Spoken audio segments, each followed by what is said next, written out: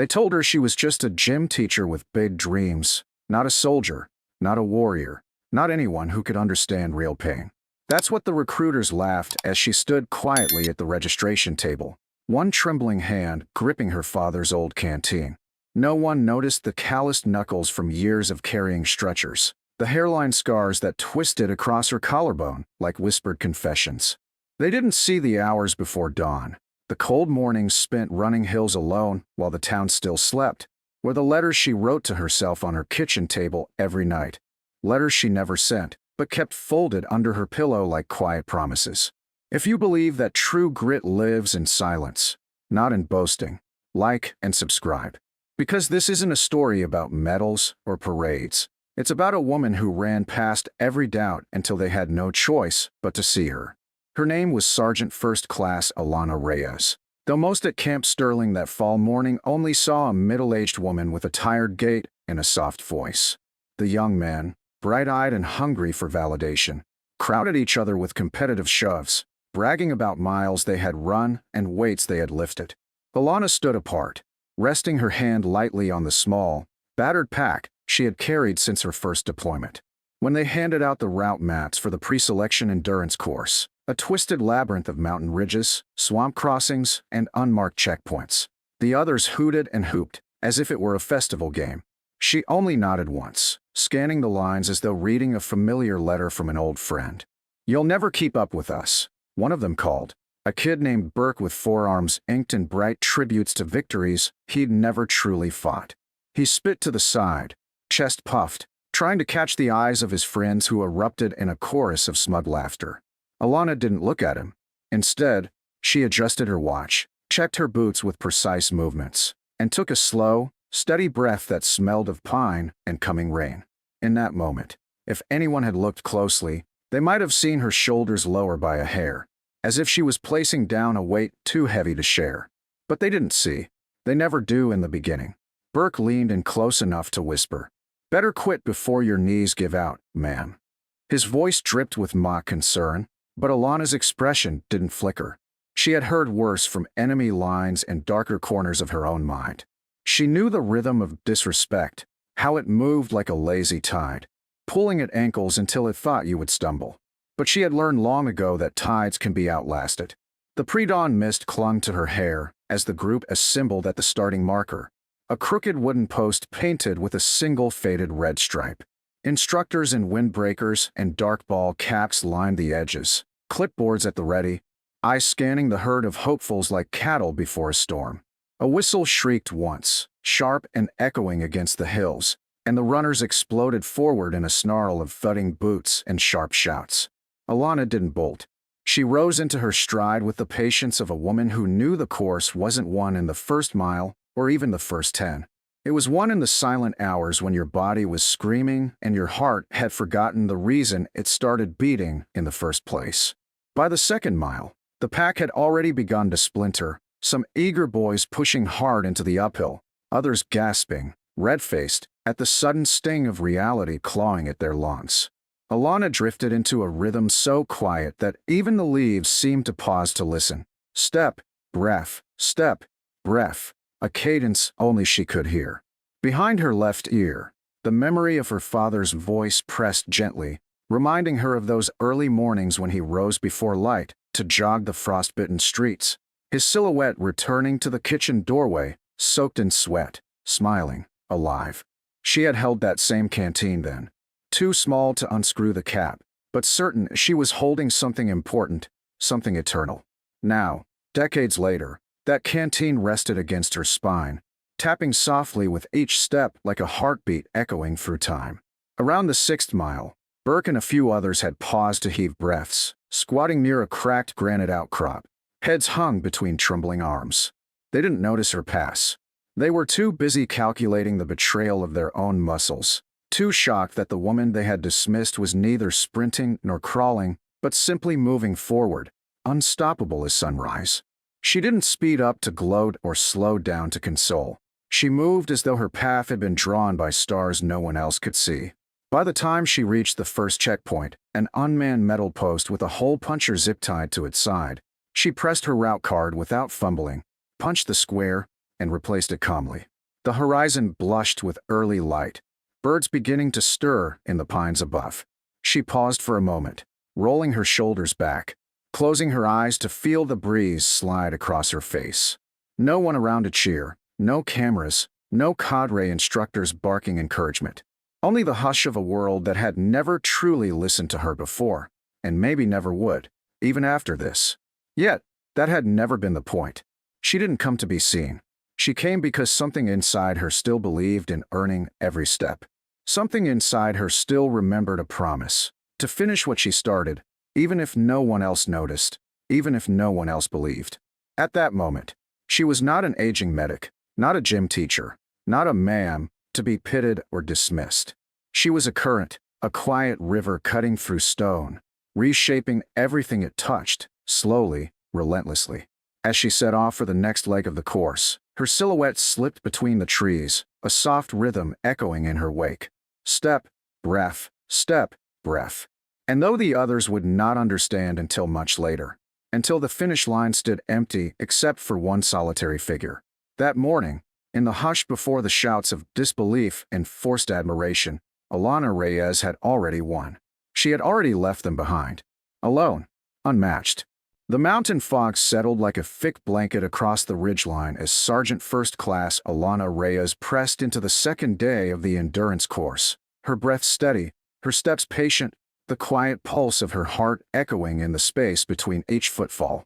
By now, the group that had once howled with easy laughter had been reduced to scattered echoes along the course, each candidate wrestling private demons they thought they could outrun. The overnight land navigation leg had left many lost in the bramble-choked valleys below, headlamps flickering uselessly like fallen stars. Alana moved through the darkness as if she had always belonged there, a phantom gliding from checkpoint to checkpoint with the calm certainty of someone who understood that true strength is not loud, not explosive, but quiet as a breath before dawn. Around midnight, an unexpected rainstorm rolled in, cold sheets of water hammering the soaked earth, forcing several candidates to huddle under ponchos or call for early evacuation. Alana simply adjusted her hood, wiped the mud from her brow, and kept moving forward, her father's old canteen bouncing lightly against her back. Each tap as silent into the nights she had once knelt beside field cots in dusty tents, treating wounds by moonlight and praying to hear each patient's next shallow inhale. At the river crossing, Burke, who had once scoffed so loudly, now shivered waist-deep in the current, his hands clawing at the slick rope line, his face a mask of disbelief and pain. He looked up to see her on the far bank, already tightening her harness, her boots heavy with silt, but her eyes clear, shining like obsidian in the weak beam of his headlamp. How are you still?" he gasped, but his words scattered in the storm winds as she turned and vanished into the treeline, a silhouette of measured defiance.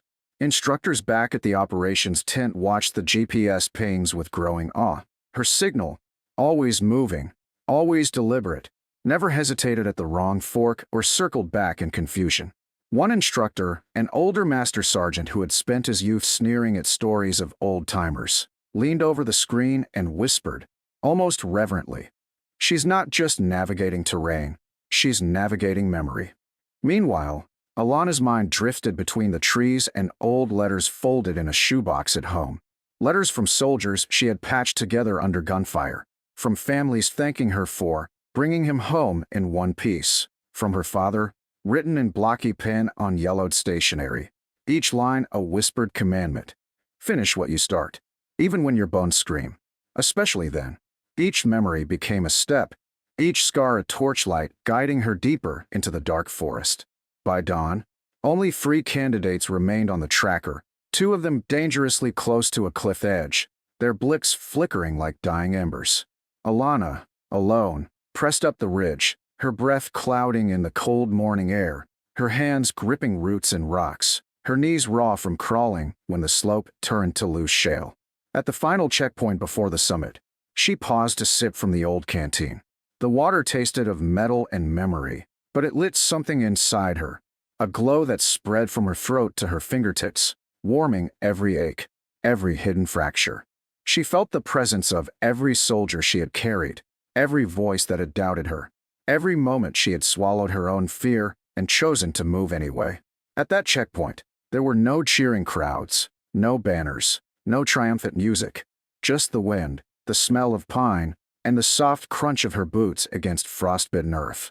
She pressed the final punch into her card, clipped it to her chest harness, and stood for a moment with her eyes closed, letting the world fall silent around her.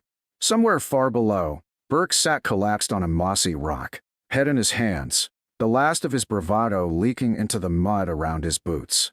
The instructors, huddled around the final course data, stared at her moving toward the finish line, unwavering, unstoppable. One young instructor, voice trembling, finally spoke what none of them dared admit aloud. She's not running against them anymore. She's running with ghosts.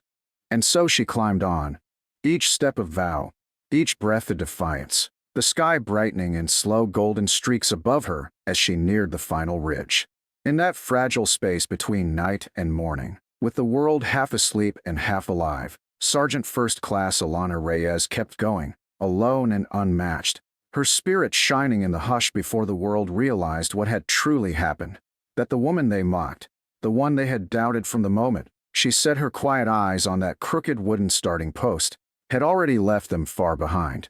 When the sun finally lifted its head above the ridge, casting long orange fingers across the frostbitten earth, Sergeant First Class Alana Reyes stepped over the final rise, her breath emerging in ragged, victorious clouds. There was no cheering crowd waiting, no ceremonial archway, no brass band playing a triumphant march. Just one cadre instructor standing silently beside a battered metal sign that read, "Finish," his clipboard forgotten at his side, his eyes wide with something halfway between reverence and disbelief. In the valley far below, the other candidates, the last flickering sparks of their early bravado now reduced to embers, sat slumped and shivering, the truth beginning to settle around their shoulders heavier than any pack they had carried. Alana paused at the crest, her face turned upward to the morning light, her father's canteen resting lightly against her ribs, tapping of final, gentle cadence only she could hear.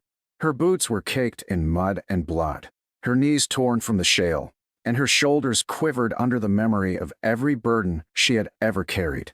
The stretchers, the screaming, the whispered confessions of dying soldiers whose names never made the evening news.